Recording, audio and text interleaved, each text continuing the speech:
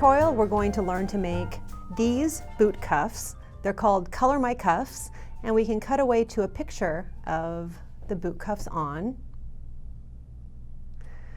And if you saw the video that I released last week, I released a free coloring page where you can design the colors of your boot cuffs, and this week we're actually going to do the knitting. And this pattern is, I'd say it's an advanced beginner pattern. All you really have to know how to do is how to cast on and the knit stitch. I'm actually going to walk you through everything else, joining in the round and working the ribbing and the color correction jog and working Fair Isle. So I'm going to start you out as if you've never worked in the round before, knit in a tube before. So if you're an experienced knitter, this tutorial is probably kind of basic for you, but maybe you'll get something out of it. And we are working with a new sponsor on this on the coloring page and this free pattern, and that is KPC Knit Purl Crochet. And these are the colors of yarn that I used in my boot cuffs, the ones that you just saw. I used 8 different colors, and when I picked out these 8 colors, and I actually have enough for 3 pair of boot cuffs. So I know what people are getting for Christmas this year. It is their Novomerino DK yarn, and if you click the little eye in the upper right hand corner, that'll take you to my website where I have a link to the KPC Novomerino DK yarn. It's 100% ultrafine merino wool. Really nice to work with, and it comes in 60 different colors. So after you finish your coloring page, you can jump over to that website, and if you can dream up the color, it exists on their website. This is kind of the perfect yarn for this project because you can just go nuts with the colors. Anyway, yes, click the little eye. You can get your free pattern. You can get your free coloring page. You can take a look at the KPC web page and order your yarn. And I mentioned this in the last video, and I want to be sure to mention it again. The KPC is located in Hong Kong, but don't let that discourage you from ordering from them. They have excellent shipping prices, and they're really quick about shipping. I got my order really quickly. They have free shipping on orders over $100 and a $15, it's actually less than $15, it was like 13 something, flat rate for international shipping. So I got my order with them, and it arrived really quickly, and I was really impressed with the prices. Oh, and when you're looking at the prices on their website, it's in Hong Kong dollars. So it looks like everything is really expensive, but once you do the currency conversion, it's not. They have really good prices and really nice yarn. So we are going to get started on this tutorial. We're going to start with placing the marker and joining in the round and really take it back to basics so that more people have confidence to try this project. Excuse me. And that's coming up next.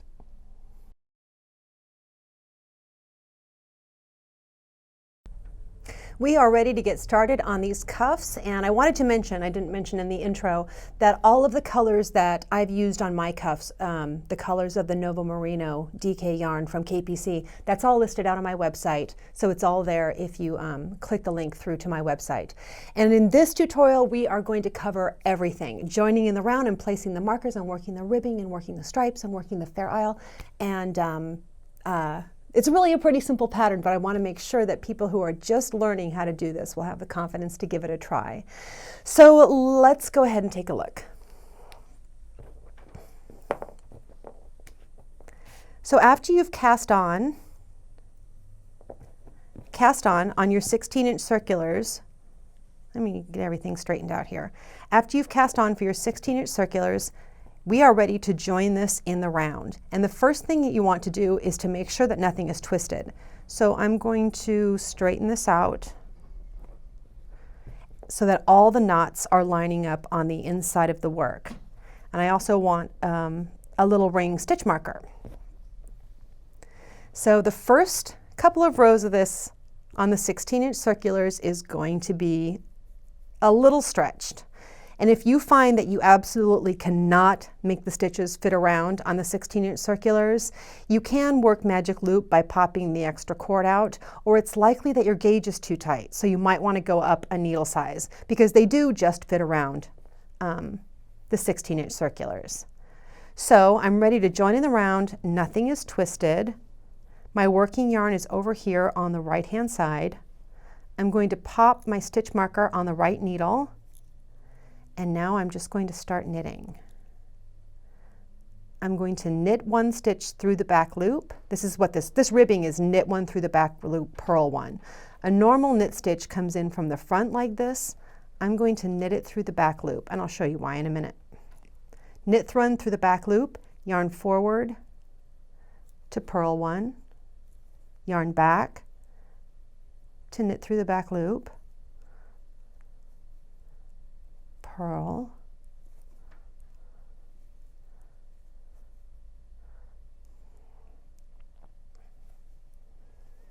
like I said, the stitches are a bit stretched here, and it will be for the first couple of rounds, but it's not after that. The cast on is always just the tightest row.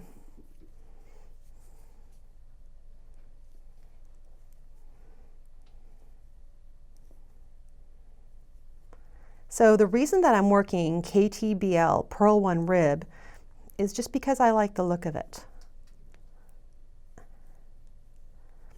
And let's go ahead and take a look. Here are my finished cuffs, and you can see the ribbing. You see how the purl stitches kind of pop, the knit stitches kind of pop off the fabric and the purl stitches kind of fade into the background? That's what knitting through the back loop does in ribbing like this. It really pushes the knit stitches up. I just think it's unique looking, and it's just a much more distinct looking rib stitch than regular knit purl rib. I also like the look of the alternating every other stitch. So you are going to follow the pattern and work the rounds of the knit 1 through the back loop, purl 1 rib. And then after you finish that ribbing, and when you come to your stitch marker, you'll just slip it from the left needle to the right. And you'll also, I'm glad I looked at this so I can explain this. You see this big gap between the first and the last stitch? That is only prominent in the first couple of rows. It'll go away. It'll magically disappear on subsequent rows, so don't worry about it. Okay, and here I have the ribbing finished and the first color, and I'm going to use this as an opportunity to show you how to both change colors and work the color correction, the color jog correction, and you'll see what I mean in just a minute. Okay, I just finished the rows and I'm ready to switch to the new color. I actually need scissors that I didn't take out. Here we go. So I'm going to cut the old yarn and I'm ready to get started with the new yarn. So I'm going to put my needle in like I'm ready to work a stitch, but I'm not going to use that yarn. I'm going to grab the new color and just kind of fold it over like this, leaving about a 6-inch tail. And I'm going to take that loop and pop it over the back needle and pull it through. I'm not working knit through the back loop anymore. This is just normal knit stitches. These are just normal knit stitches. So after I've worked a few stitches, I like to tie knots to keep everything tight and neat. So I tie the new color together with the old color in a double knot. Okay, that's not going anywhere. And now you'll have to be patient with me because I'm going to knit all the way around so I can show you the next thing. You can see how much looser the knitting is too. Remember how tight it was in the cast on row? It's not tight anymore.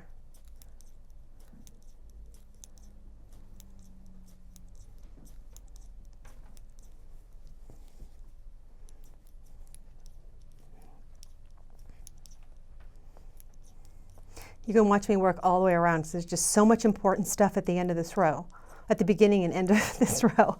But this is how you'll change color each time and how you'll do the color jog correction each time.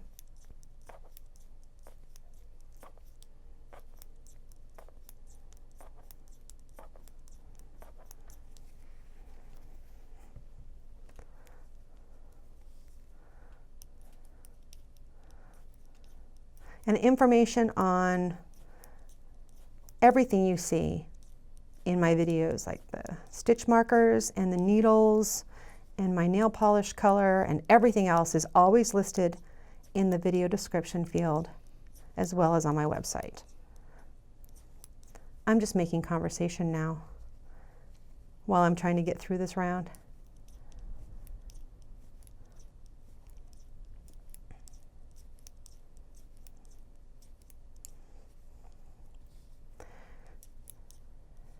Okay, I'm at the end of the first round in the new color, and this is what you're going to do at the end of every first round in every new color. This is how we correct the color change, because knitting in the round is essentially knitting a spiral, and you'll end up with a distinct jog in the knitting where it changes from one color to the next.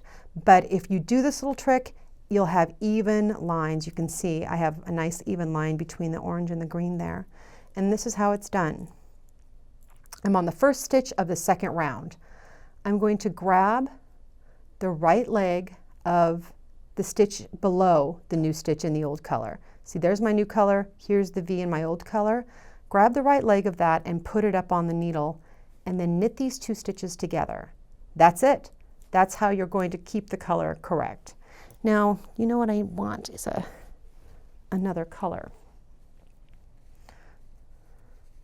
I wasn't thinking about Fair Isle when I got my stuff set out. Because now we're going to go ahead and dive right into Fair Isle. There are so many good lessons in just this tiny little bit of knitting right here. And we can use our coloring page as a chart. Here is the ribbing that we finished. And then this actually doesn't match up color-wise, obviously. This is the first stripe that I did. And now I am going to go ahead and start on the Fair Isle, because I finished the first round that has no Fair Isle. And now it is 1, 2, 3, yellow. 1, 2, 3, yellow. 1, 2, 3, yellow, all the way around. And that's how we can use our coloring page as part of the pattern. So I'm going to attach, there's my 1, 2, 3, I'm ready for yellow. And I'm going to attach the yarn just like I did when I attached the blue. Put my needle in like I'm ready to work a knit stitch. Take my new color and kind of fold it over, leaving myself about a 6-inch tail. Pop that loop over the back needle and pull it through, and I am connected. And I'm not going to do it right now. I do normally tie a knot, just like I did before. And so I'm going to work blue, blue, blue, yellow, and that's how I'm going to get the pattern. This is Fair Isle. It's nothing more than this, and I'm going to give you a couple of tricks here.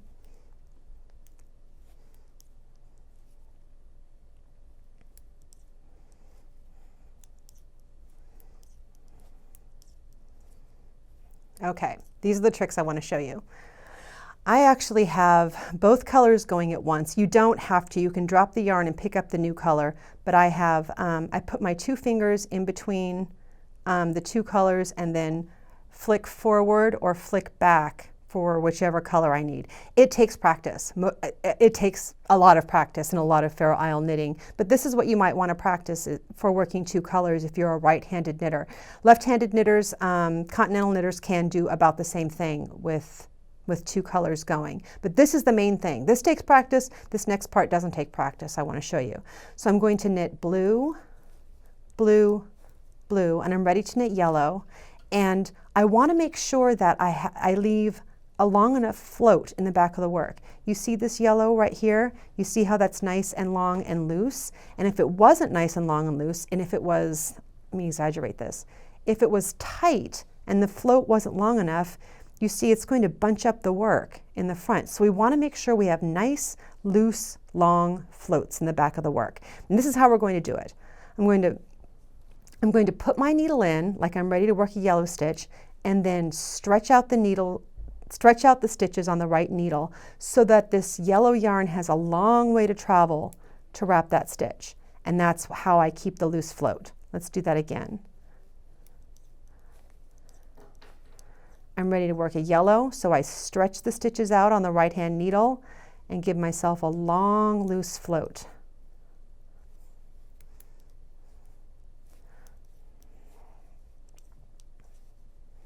And see, I just did that without even saying. It's so automatic for me. Stretch this out, long, loose float. That is the trick to Fair Isle knitting in any Fair Isle knitting, not just these boot cuffs. I'm having a hard time wrapping the stitch. There we go.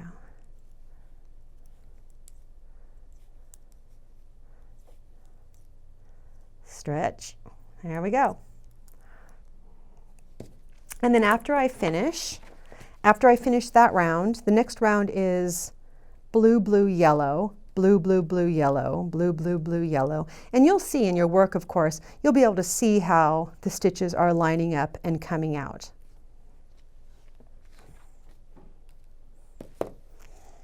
And that's really it. Those are the techniques used in these boot cuffs. You will follow your color pattern all the way through the whole cuff. And of course, you can alter it and make it longer or shorter, whatever you like. And then finish the ribbing at the top of the cuff, and just everything's in the pattern, everything you need. I am looking forward to seeing your coloring pages and your boot cuffs, finished or in progress or whatever. Just be sure to post it to Instagram with the hashtag #ColorMyCuffs, and we'll all be able to share and see each other's work. And many thanks to KPC for sponsoring this video with their beautiful Novomerino yarns. Yes, good luck.